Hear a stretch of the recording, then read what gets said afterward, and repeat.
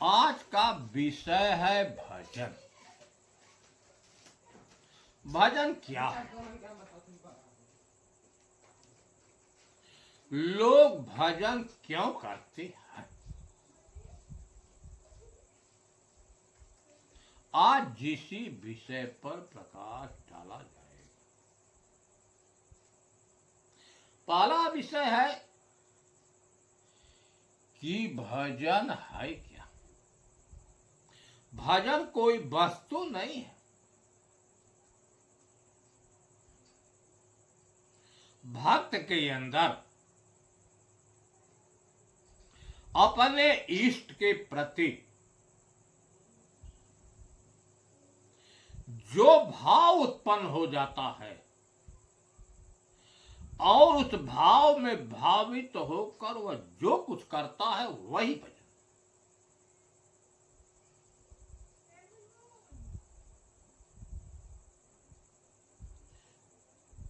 भजन अनेक प्रकार के हैं।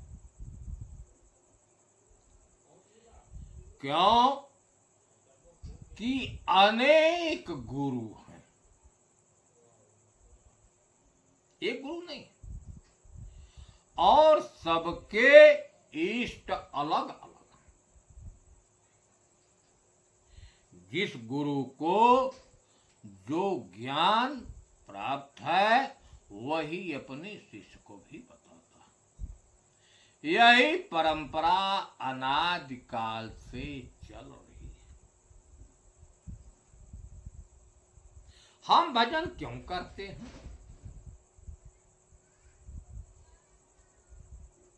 आपने देखा बिना कारण का कार्य नहीं होता।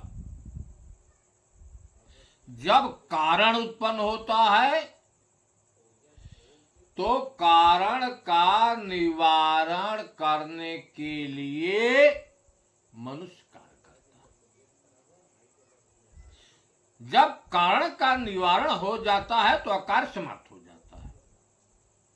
जैसे किसी को बुखार आ गया, क्यों बुखार आया, किस कारण से उत्पन्न हुआ,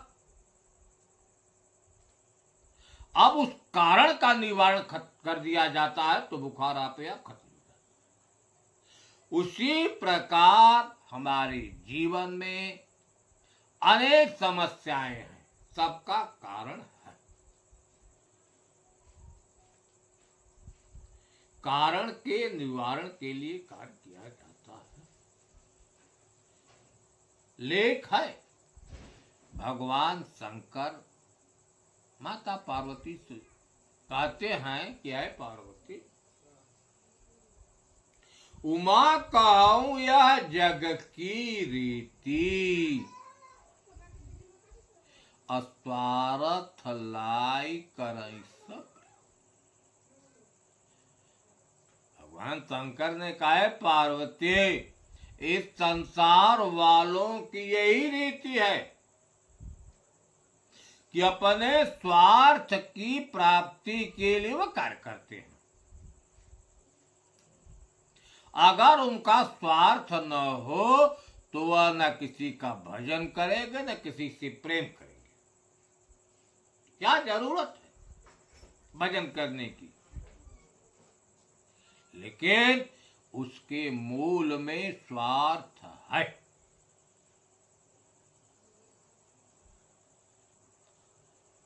यहां पर देखें,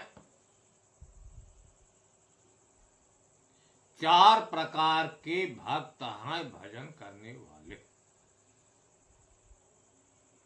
और हर एक के इष्ट अलग अलग है। सबके इष्ट एक नहीं है।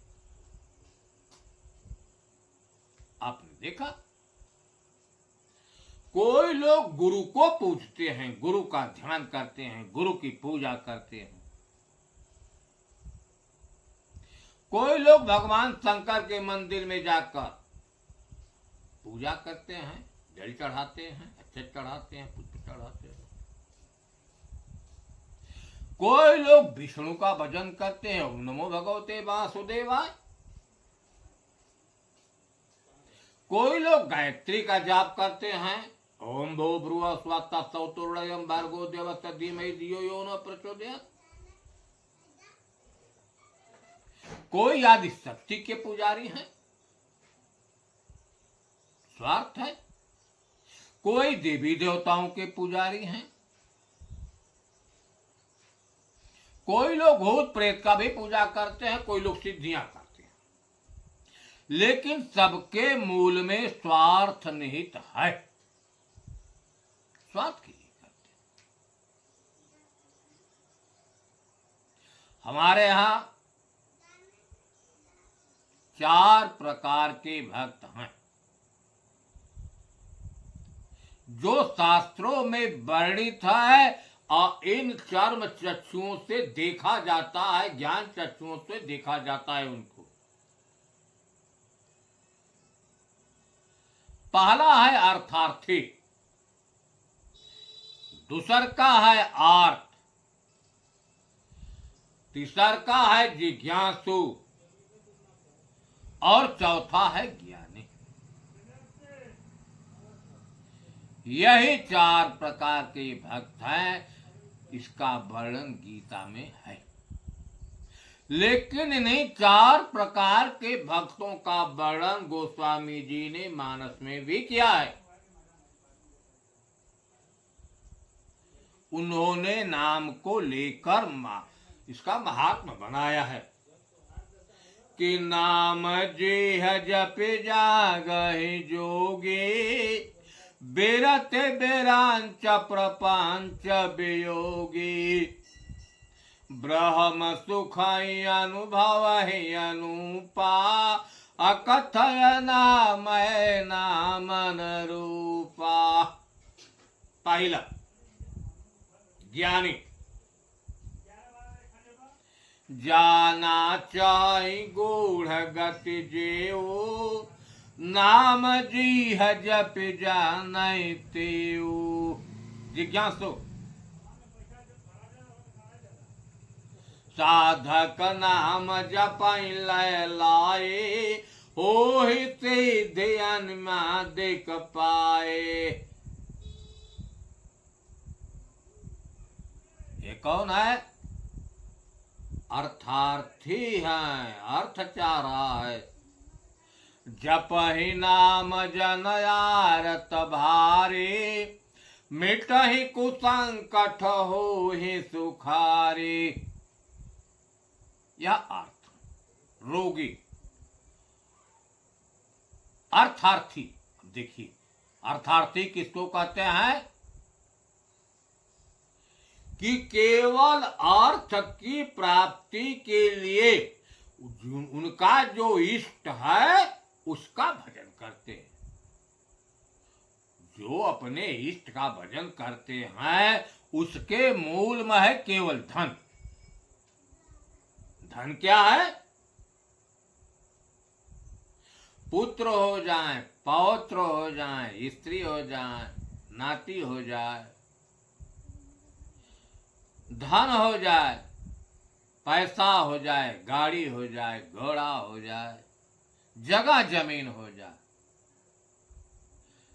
केवल अर्थ के निमित्त वह भजन करते हैं। उससे कोई मतलब नहीं है, केवल उसके मूल में अर्थ है कि भौतिक सुख मुझे मिले, क्योंकि पुत्र पौत्र में, धन में वे भौतिक सुख मानते हैं, इसलिए वह अर्थ के लिए भजन करते हैं।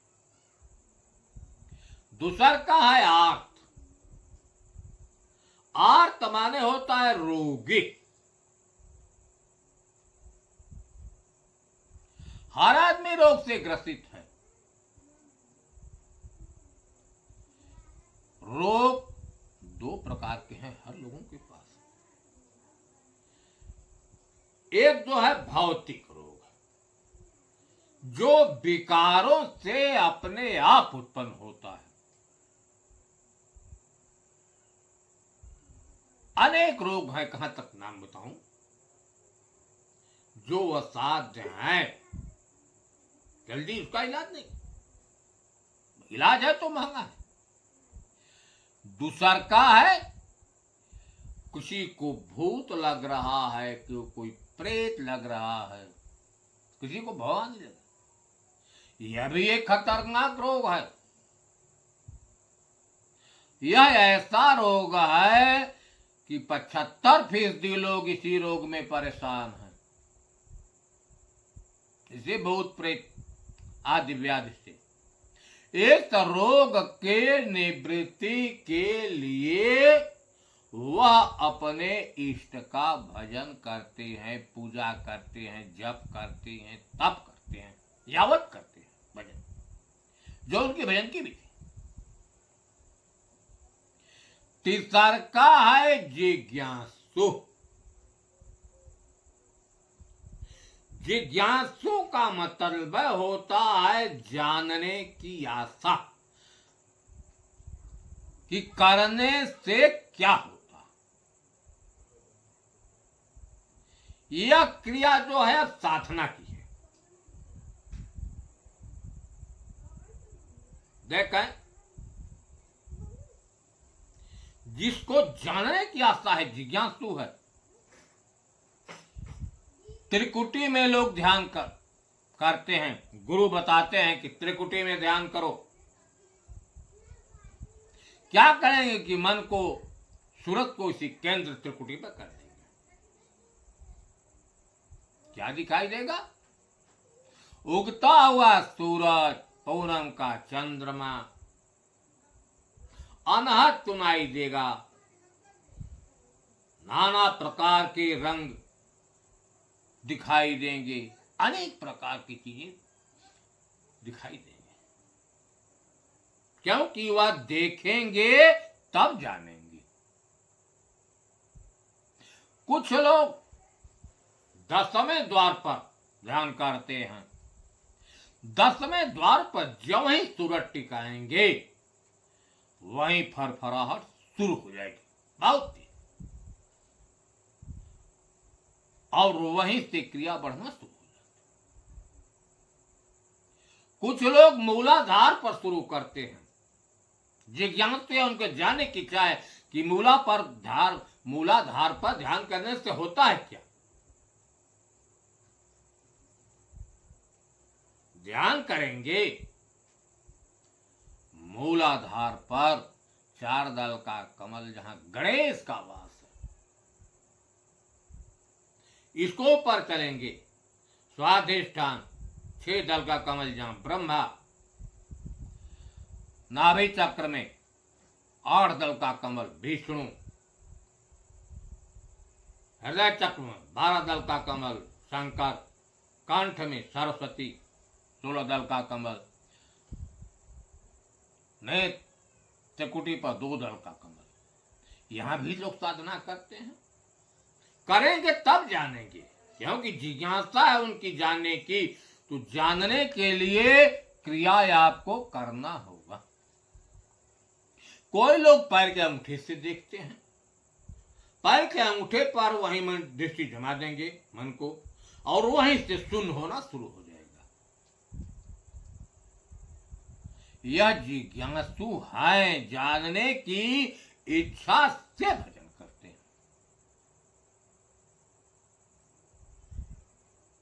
एक है ज्ञानी। चौथा, कैसे हम इस संसार सागर से मुक्त होंगे, अर्थात बार बार जन्म मरण के प्रवास से कैसे छूटे।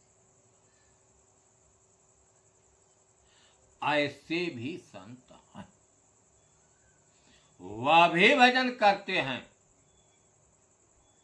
लेकिन उनकी भजन की क्रिया अलग होती है।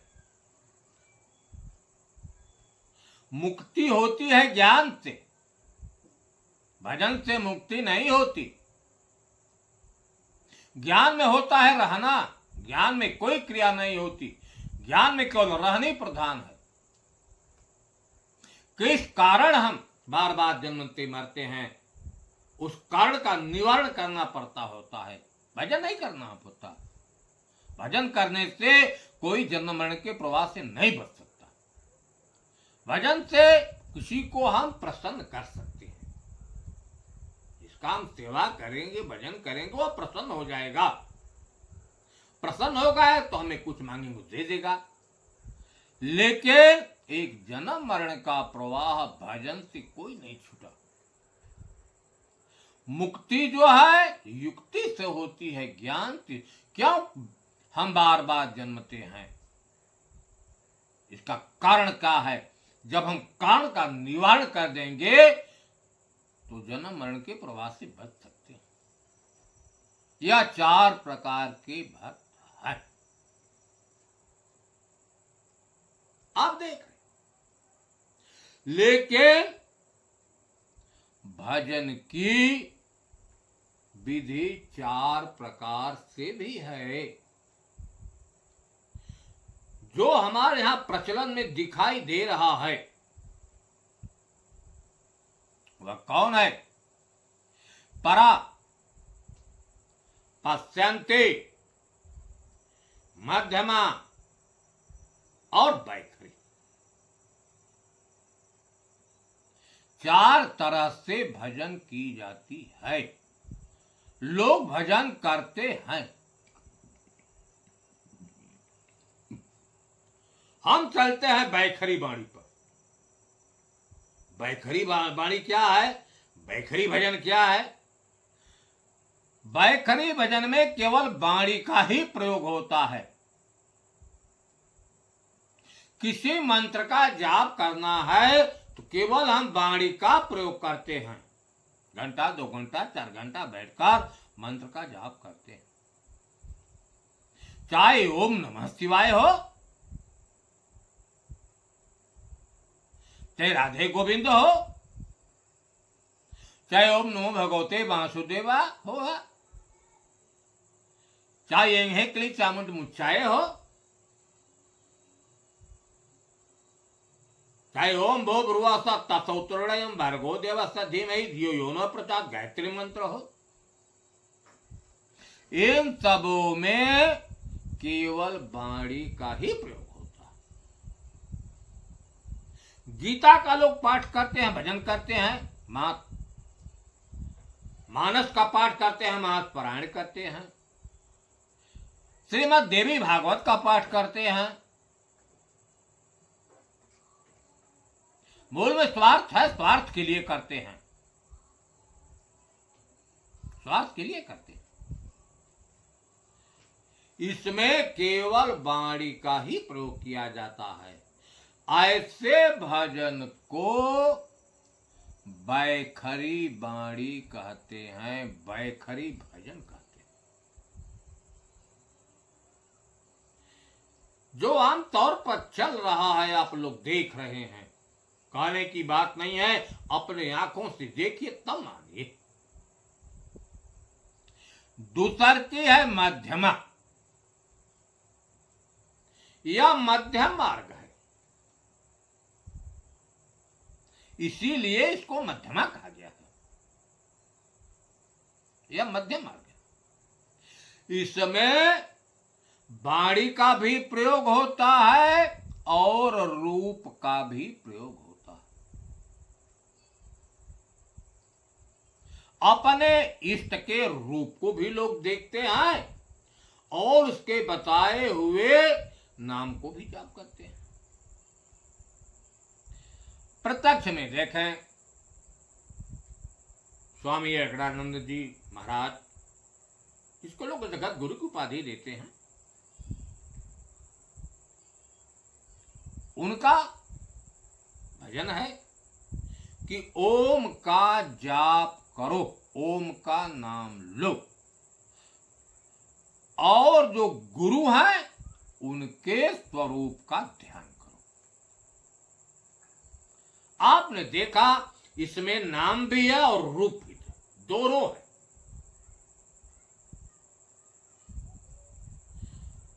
मन जो है केंद्रित है रूप पर। हमारे यहां गढ़वा घाट स्वामी जी भी हैं, उनका भी मध्यम भजन है, मध्यमा। वे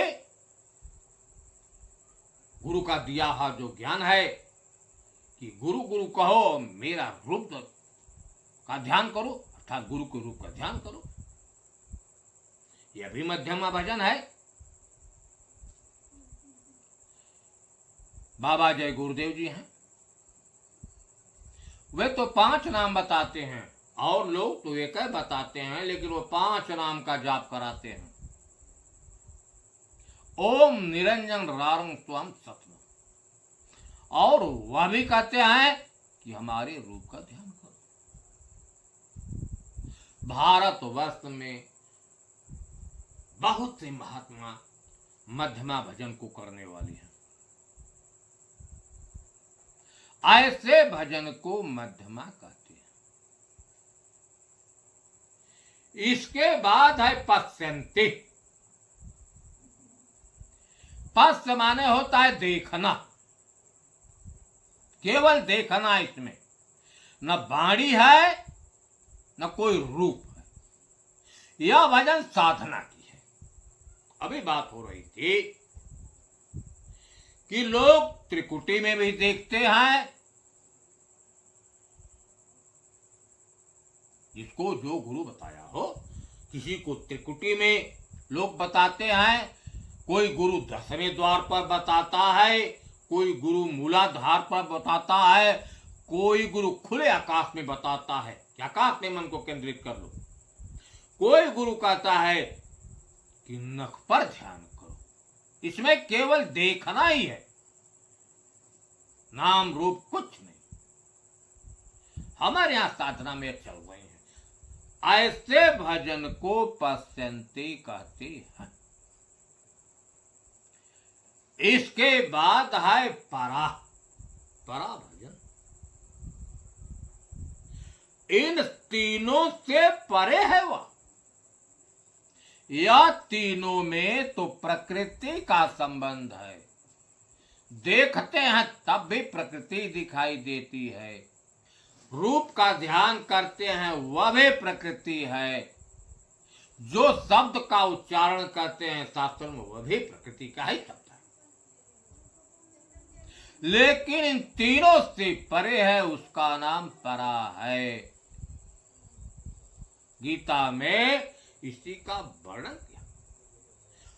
वही मानस लेखक की प्रकृति पार प्रभु सब और वासी, ब्रह्म निरेह विरजय विनाशी।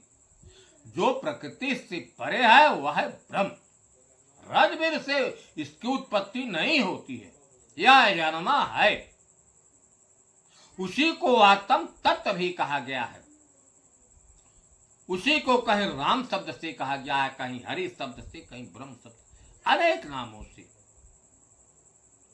जिसको आज परा भजन में कोई क्रिया नहीं होती। इसमें केवल रहनी है, रहना है। कबीर साहब ने कहा, करनी करे सो पूत हमारा, कथनी कथय सो नाते, रहनी रहे सो गुरु हमारा, हम रहने के साथ। इसमें केवल रहनी है। तो कैसे रहना है, हम थोड़ा शार्टेज में बता रहा हूं, तो मेरा भाव है कि निर्माण मोहाजित संग दोषा, अध्यात्म नित्यावेने वृत्त कामा, द्वंद्व विमुक्तौ सुख दुख संगये, गर्छन यमूढ़ा वयम ततम पद।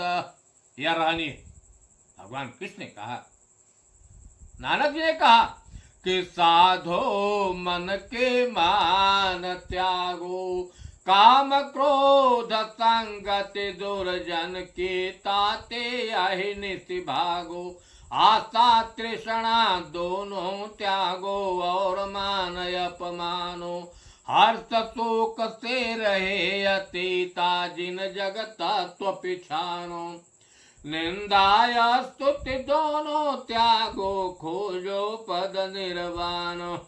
आपने देखा तो रहनी। गोस्वामी जी ने कहा कि काम कुरंग यो क्रोध कबूतर ज्ञान के बान तो मार गिराए अनेह कानून लगाए भले विधि सत्य के सिंक में आनी पुआवे पंच कमारे करे कोयला फिर योग की आंच में आनी तपावे या विधि लाए बनाई के खाई तब वैष्णव हो तो कबाब के खाए। आपने देखा तीनों भजनों में केवल रहनी है, करनी नहीं है। रहना है, हमेशा होश में रहना है, कहीं धोखा न हो जाए। ऐसे भजन को पराभजन कहते हैं। इसी के साथ मैं अपनी वाणी को विराम देता हूं। साए बंदगी।